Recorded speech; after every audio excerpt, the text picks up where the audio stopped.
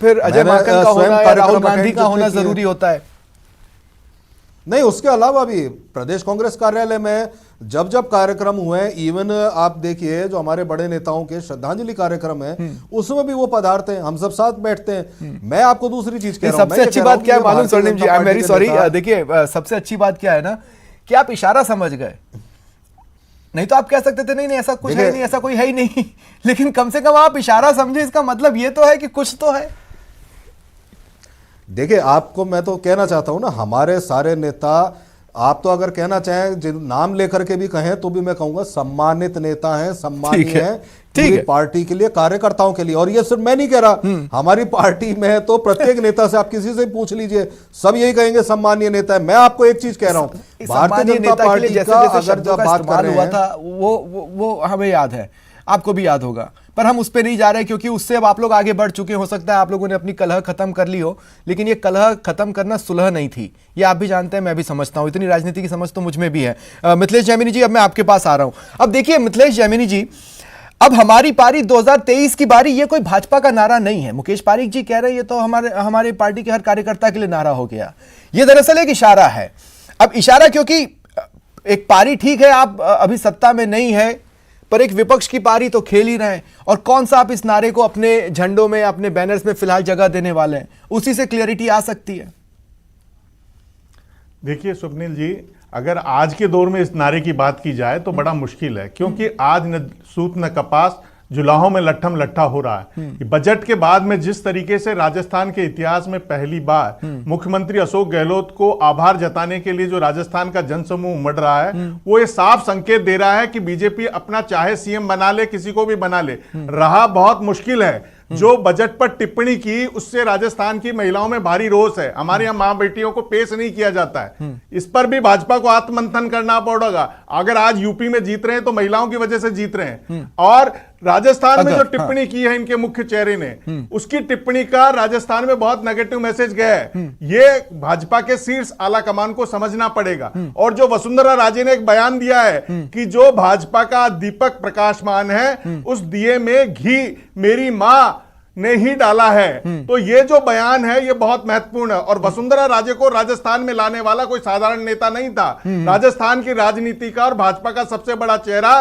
भैरव सिंह शेखावत थे, जो 2002 में वसुंधरा जी को लेकर नहीं, लेकिन तब की बीजेपी और अब की बीजेपी में जमीन आसमान का अंतर है मिथिलेश जैमिनी जी। कोई बीजेपी, देखिए पार्टी विद डिफरेंस की बात कर रहे हैं। आपने विधायक दल की बैठक बुलाई, और जो अनुशासित विधायक है वो क्यों गए केशवरायपाटन में? जब राज्यसभा का चुनाव हुआ 4 विधायक गायब हुए, क्या किया बीजेपी ने? तो ऐसी पार्टी नजर रखी ना, ऐसी नया अरुण सिंह कह रहे हैं नजर रख रहे हैं। परिवर्तन आया कि जो पार्टी अनुशासन की बात करती है, बंद कमरे में बैठकर अब राजनीति नहीं की जा सकती, जनता के बीच में जाना नहीं, लेकिन अगर इतिहास अपने आप को दोहराता है तो क्या वो चेंजिंग फेस शुरू हो चुका है, या वो एग्रेसिव फेस शुरू हो चुका है जो हमने पास्ट में देखा था?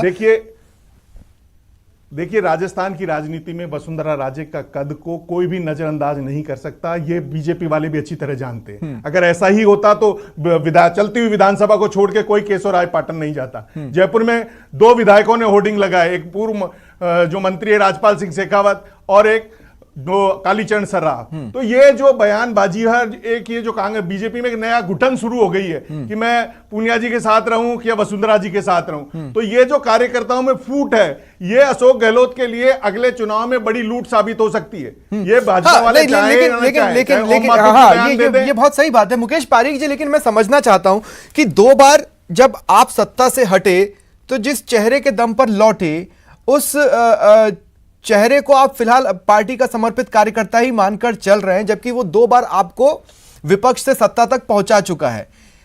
क्या आपके हाथ में ऐसी कोई अलग संजीवनी लग गई है जो आपको कॉन्फिडेंस दे रही है, या पार्टी अपना तरीका बदल रही है? हम उसे किस रूप में देखें, या एनालिसिस किस रूप में हो?